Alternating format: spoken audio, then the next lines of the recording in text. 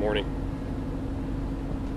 Richard Samuel Howard III, or as most of us have come to know him, Sam. Sam was born and raised in the Kissimmee area and attended Osceola High School. After graduating, Sam enlisted in the Army, where he honorably served his country in Iraq. Upon his return to the States, Sam still felt the strong urge to serve, so he became a police officer in the very city in which he grew up. Sam always carried with him an infectious and beautiful smile, a smile that was sure to brighten the darkest of days. Along with that smile came a hard-working police sergeant who believed that the best existed in his family, friends, co-workers, and members of the community. You would be hard-pressed to find a person who Sam spoke poorly of, and in today's world, such a positive outlook in people is greatly needed.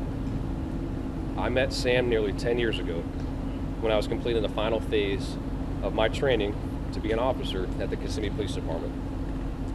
Sam went out of his way to genuinely wish me, a rookie and someone he barely knew, good luck. He did it with his patented Sam Howard handshake and smile.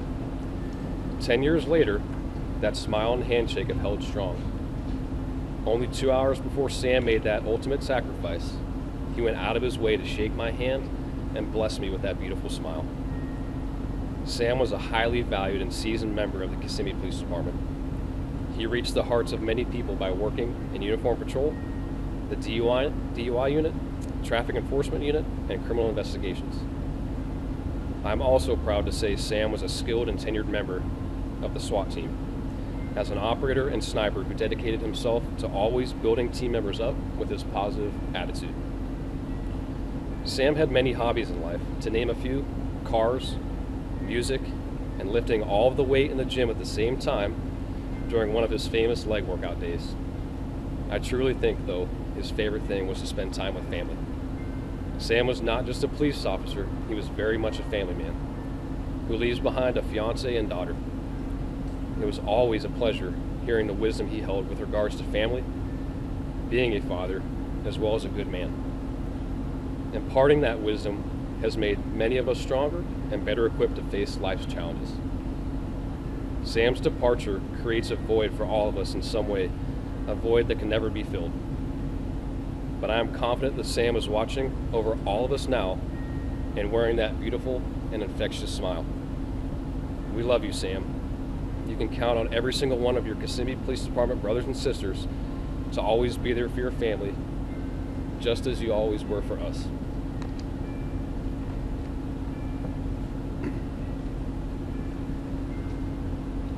Good morning. I stand here before you today with a heavy heart, as I am very humbled to speak about a hero, Officer Matthew Baxter. I had the privilege of meeting Matthew when he was hired here at the police department. He was a young, eager, impressionable man who was very dedicated to anything that he chose to do. Matthew grew up in Baltimore and relocated to Central Florida after high school. Matthew attended college at Valencia State and later at the University of Central Florida. Matthew is survived by his wife, Sadia, and their 4 young children.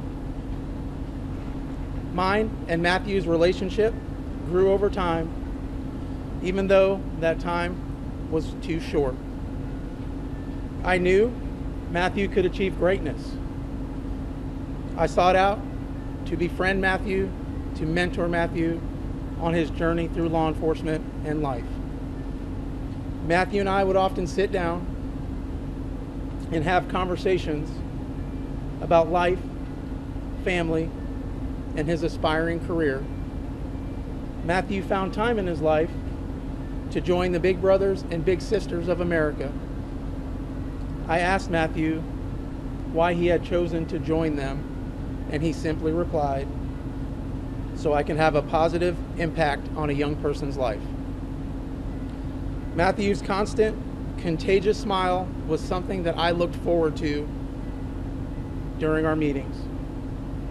Professionally, Matthew was dedicated to law enforcement and the community that he served. He genuinely took pleasure in helping people. Matthew would stop and play basketball with kids or hand out free Slurpee coupons on those hot summer days. Matthew enjoyed the relationship aspect of policing, and he fostered those relationships with as many of those in the community as possible. Matthew would continually ask what he could do to become a better police officer. My answer would normally remain the same: you are already on the right track, just stick with it. Matthew desired to become a member of our emergency response team, and no one ever doubted that he would. Matthew was a driven and motivated person who knew what he wanted, and he was steadfast in achieving the goals that he set forth. Matthew was what every police officer hopes to be: professional, courageous, and compassionate. Personally, Matthew was a devoted husband and father. Matthew's family was his priority. Recently, Matthew had asked to transfer from day shift to night shift so he could spend more time with his children. I asked him during that conversation when he planned on sleeping, and his answer was, whenever I can, but the kids come first. I considered our conversation and reflected on how important Matthew's family was to him. I reluctantly granted his transfer only after I made him promise me that he would rest and not overextend himself. Matthew was the type of person that you could depend on. Matthew would do whatever you asked of him, and he would always end with a yes, sir, even though we were on a first name basis.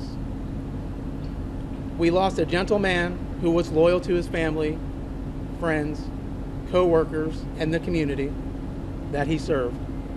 Matthew will forever be in my heart, in all of the Kissimmee Police Department employees' hearts, our thoughts, and our prayers.